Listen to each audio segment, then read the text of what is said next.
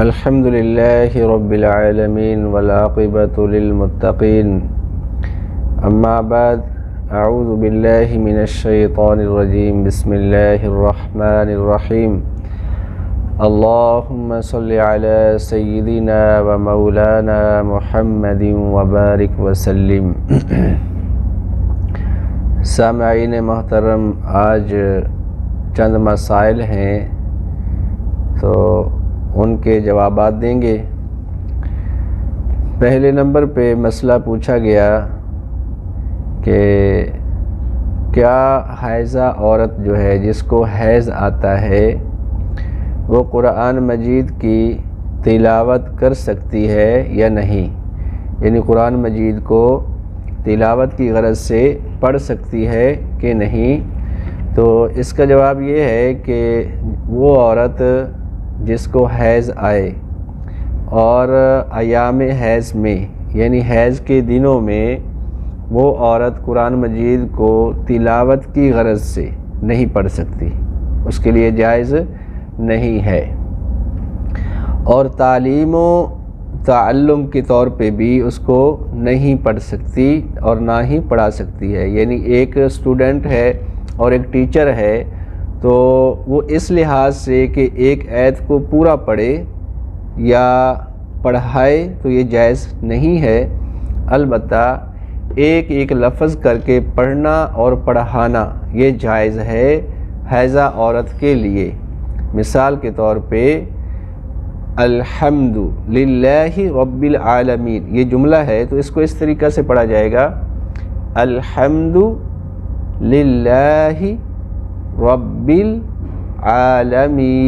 اگر اس طریقہ سے وہ پڑھتی ہے تو جائز ہے اور پڑھاتی ہے، یعنی یہ جو پڑھانے والی ہے اور پڑھنے والی ہے اس کے لیے یہ مسئلہ ہے۔ دوسرے نمبر پہ پوچھا دوران حیض فوت شدہ نمازوں کا کیا حکم ہے، یعنی ایام حیض میں جو نمازیں فوت ہو گئیں ان کا کیا حکم ہے، کیا ان کو قضا کیا جائے گا یا وہ معاف ہیں؟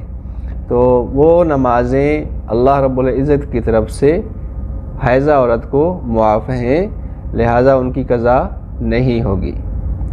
البتہ رمضان کے روزے جو ہیں ان کی قضا اس کو کرنا پڑے گی بعد میں۔ پھر مسئلہ پوچھا ہے کیا حائضہ عورت دستانے پہن کر یا کپڑے کے ساتھ قرآن مجید کو پکڑ سکتی ہے؟ تو اس کا جواب یہ ہے کہ دستانے پہن کر قرآن مجید کو چھونا عورت کے لیے جائز نہیں ہے، یعنی یہ اس عورت کی بات ہو رہی ہے جس کو مینسز ہوتے ہیں، حیض آیا ہوا ہو، تو اس عورت کا حکم یہ ہے کہ وہ دستانے پہن کر قرآن مجید کو نہیں پکڑ سکتی۔